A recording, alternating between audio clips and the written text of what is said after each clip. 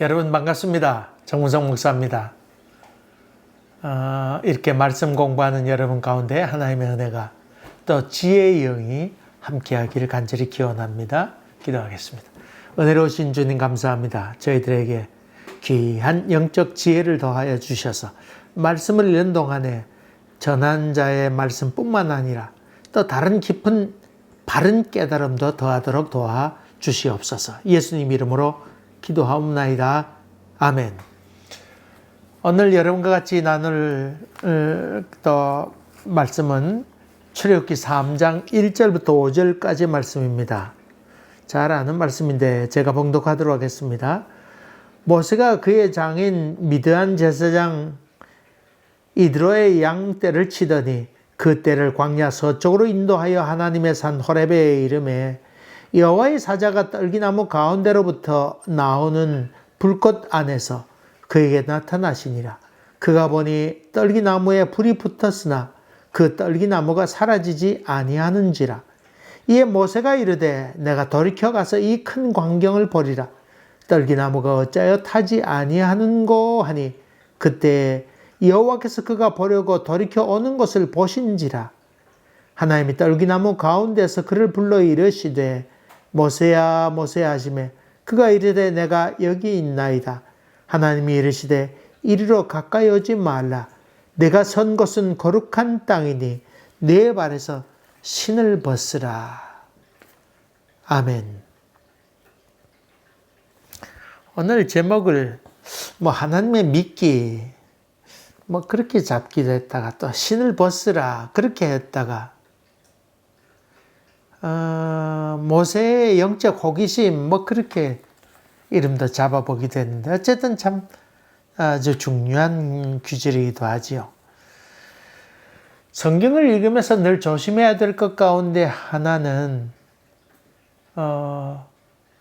장과 절 이런 것 읽으면서 그 사이사이 읽으면서 거기에 상관이 있든지 아니면 상관없든지 간에 시간의 흐름을 주의해야 된다는 말씀을 전했습니다.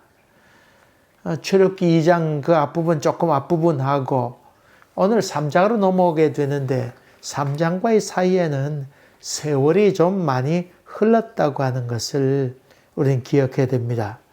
모세가 애굽에서 도망하여 와가지고는 이드로의 양물이 치게 되는 장면이 나오는데 그 딸을 만나게 돼서 딸이 자기 아버지의 양을 치고 있는 가운데 물을 먹으려고 했던 장면이 오늘 그 2장에 나오잖아요. 근데 그 이후에 40년의 세월이 흘러서 하나님의 부르심을 받게 된 장면이 이제 드디어 3장으로 넘어가게 될 때 대두되고 있습니다.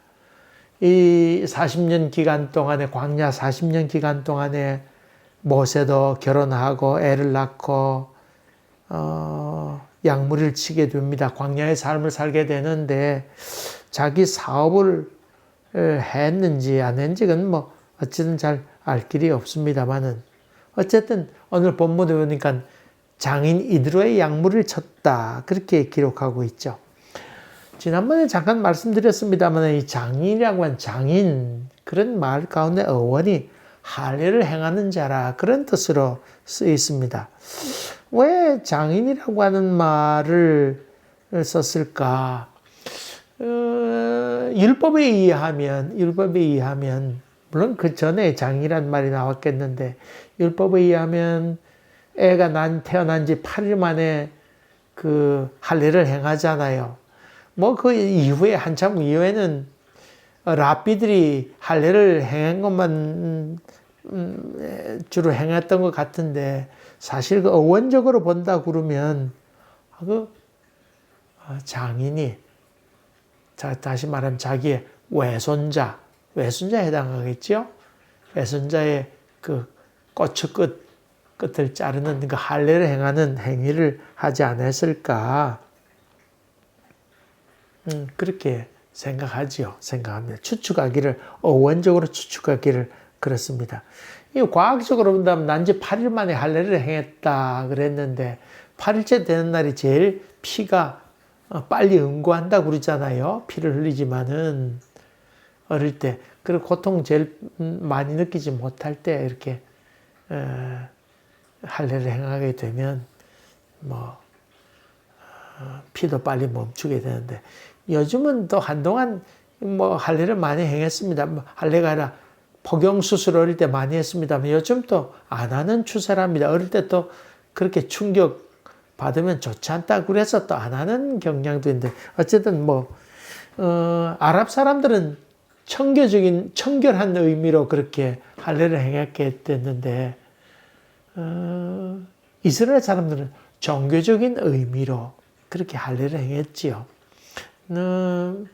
할례를 했던 몸에 하나님의 백성인 것을 몸에 새겼다 그런 말이니까 아주 종교적인 의미로 쓰였습니다. 어쨌든 이 모세가 제사장이었던 이드로의 양물이 자기 장인의 양물을 쳤다고 그렇게 기록하고 있는데 왜 장인의 양물을 쳤을까요? 뭐 그냥 어쩌다가 그렇게 됐는지 그 나이가 되도록 독립하지 못하고 그렇게 있었는지 모르겠습니다. 어쩌면 사업적인 능력 그런 거에 대해서는 좀 없는 사람이지 않을까 그런 추측도 해볼 수 있겠지요. 처가살이를 오래 하게 됐습니다.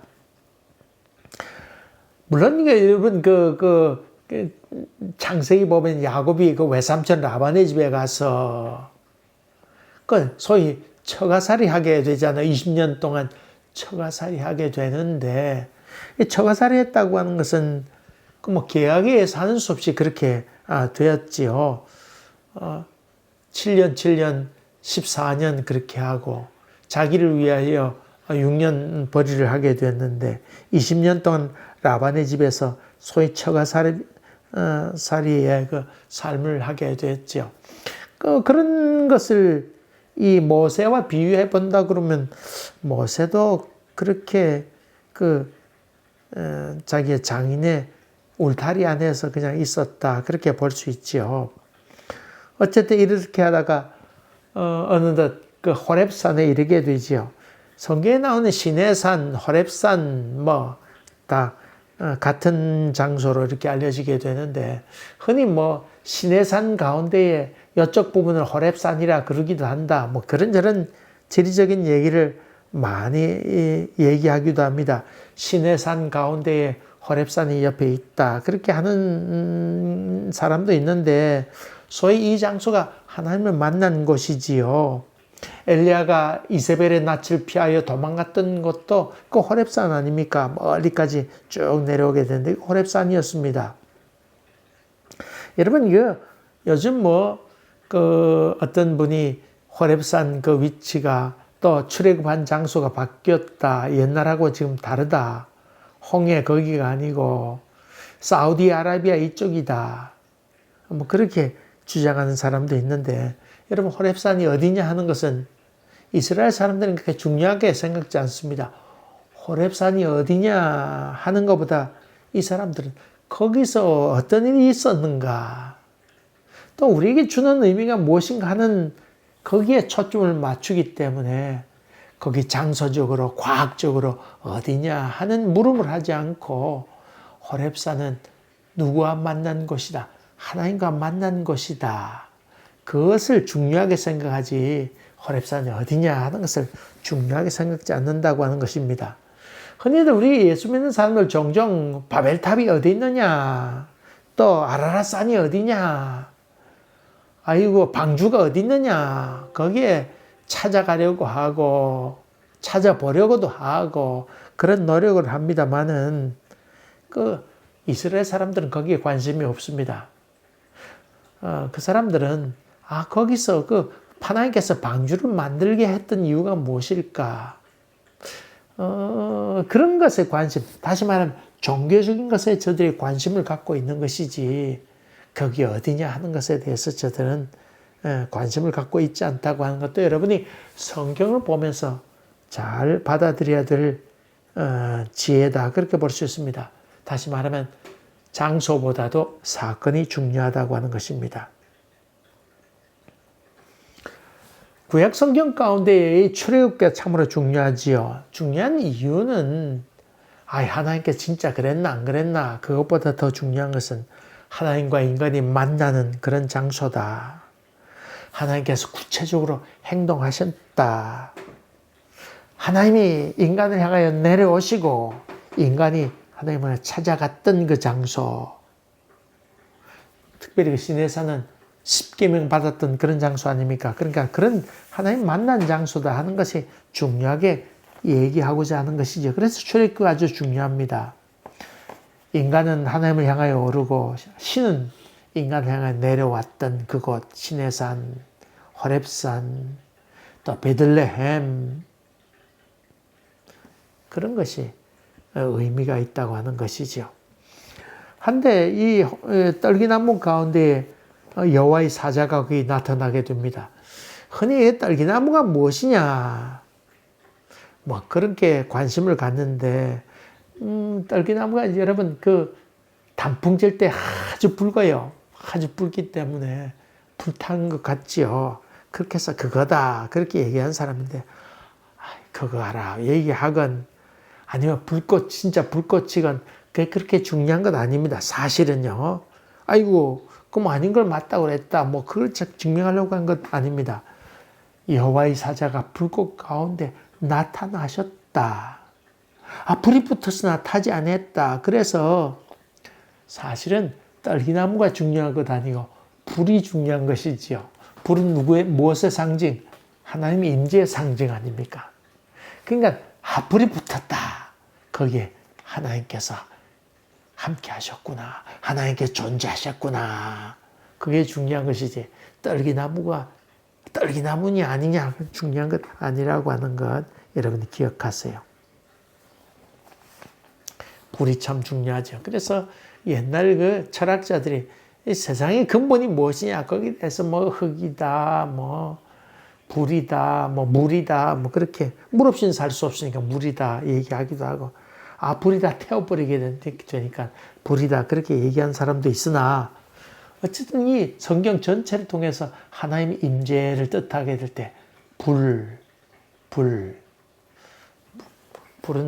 모든 걸 태워버릴 수 있는 그런 존재로 또 밝음도 뜻하고 그렇게 됐죠. 지난번에 창세기 얘기하게 될 때에 빛이 있으라 하심에 빛이 있었다. 빛이라고 하는 것은 이스라엘 다른 일반 사람들은 빛하면 진리의 등불 물론 신학적인 의미에서 그런 난 세상의 빛이다. 그러면 진리의 등불 뭐 그런 의미 밝구나 그런 의미에 쓰였지만은 이스라엘 사람들에 있어서 빛이라고 하는 개념은 살았구나 이런 생각을 갖는다고 그랬습니다. 이스라엘 사람들은 산 위에다가 집을 짓죠. 광야의 길을 걷다가 해가 뉘엿뉘엿 지게 되면 거기에 승냥이들 이런 것들이 하나하나 나타나서 여행자나 나그네를 잡아먹으려고 해하려고 가까이 오게 되지요.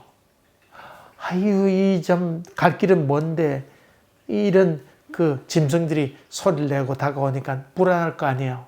그때 멀리 산 위에 등불이 보입니다. 아이고 살았구나. 그렇게 생각하게 되는 것이지요. 배 타고 나갔습니다. 풍랑이 막 있는데 어디로 갈지 갈 바를 알지 못합니다. 멀리 등대가 보입니다. 저기로구나 하는 생각을 하게 될 때 살았구나 생각하게 되는 것. 이것이 안전의 의미로 빛이라고 하는 것인데 불도 불꽃 같은 눈으로 지켜보았다. 하나님께 지켜보심도 그런 의미도 또한 있습니다만은 두렵고 떨림의 존재라고 하는 것도 있습니다만은 불이라고 하는 것을 통해서 하나님이 어떤 분인가 하는 것을 저들이 깊이 느끼게 됐다고 하는 것이죠. 쇠를 녹일 수 있는 것, 또 쇠를 쉬게 할 수 있는 것, 그것은 그 불이지요. 여러분 그 수입하는 그 호미 이것이 중국제하고 한국제하고 차이가 있대지요. 여러분 구분하는 방법 뭔 줄 아세요? 요즘은 싼 호미가 좀 요즘 세계적으로 유행해서 아마존에서도 그걸 팔고 있는데 수입산 호미와 한국에서 만든 호미와 다릅니다. 뭘까요? 맞습니다. 그 중국제 호미는 그것뿐에 그라인더로 확 갈아서 만든 것이 중국제 호미고 한국에서 만든 호미는 강철로 만들어서 달군 다음에 그걸 망치질해서 뾰족하게 날카롭게 했다고 하는 것이지요. 다시 말하면 불로 강철은 그냥 치면 부러지잖아요. 그래서 불로 달구어서 그렇게 호미를 만든다. 그런 얘기를 들었습니다. 그럼 불이라고 하는 것은 이렇게 쇠도 연단하게 되는 또 부드럽게 하는 그런 역할을 하게 되지요. 하나님의 임재도 그런 의미라고 볼 수 있습니다. 어쨌든 간에 이 모세는 떨기나무 가운데에 하나님의 사자가 있는 것을 보게 돼요. 처음에는 그런 전을 듣지 못했지요. 떨기나무가 있는데 불이 타는데 왜 타지 않나. 그런 호기심으로 다가가게 됩니다. 가까이 가서 돌이켜보게 되니까 모세가 가다가 이상하다. 그런 마음에서 돌아서게 됐지요. 그랬더니 큰 광경을 목격하게 됩니다. 거기서 큰 만남이 이루어지게 되지요. 놀람이 있게 될 때에 배움이 있게 됩니다. 아이고 이건 뭐 이런 일이 있나. 그런 호기심이 있게 될 때에 배움의 출발을 갖고 오게 됩니다. 신앙도 이 상식을 넘어서서 신비하구나. 그런 신비의 경험을 해야 신앙이 이르게 되지요. 궁극적으로 신앙은 신비라고 볼 수 있습니다. 일본에 있는 우리 누님에게 선교사로 있는 누님에게 얼마 전에 전화를 했습니다. 했더니 거기 눈도 이제 많이 오기 시작하는데 지난해보다는 아직까지 적은데 집 높이만큼 거기는 눈이 많이 온답니다.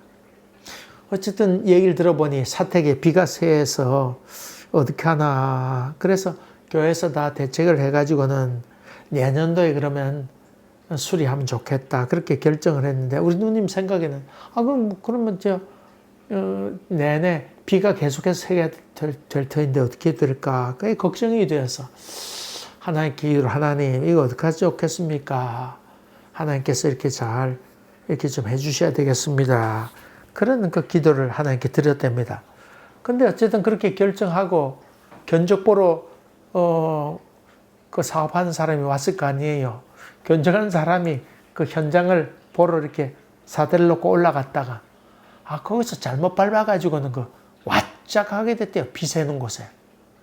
그만 비 새는 곳에 거기 밟아서 사고가 나서 뚫어지게 돼서 비가 그냥 한 수 없이 거의 다 부서지게 비가 떨어지게 되면 철철 흐르게 되거나 아니면 또 눈이 오게 되면 떨어지게 되는 일이 있게 됐습니다. 그래서 확 부서지게 돼서 하는 수 없이 내년까지 그것을 미뤄지지 않고 지난 연말에 고치러 와서 다 고쳤다고 하는 겁니다. 여러분 그 장면을 보면서 그럼 와서 그냥 그 사람이 밟아서 그냥 고치게 됐대가 아니고 그럴 수도 있지. 그게 아니고 하필 그때에 그 장소에 그 사람이 거기 밟았을 게 뭐냐 이렇게 생각할 때에 하나님의 역사에 대한 긍정적인 믿음이 출발하게 되지요. 신비를 가슴속에 받아들이게 될 때 신앙의 출발을 갖고 오게 됩니다.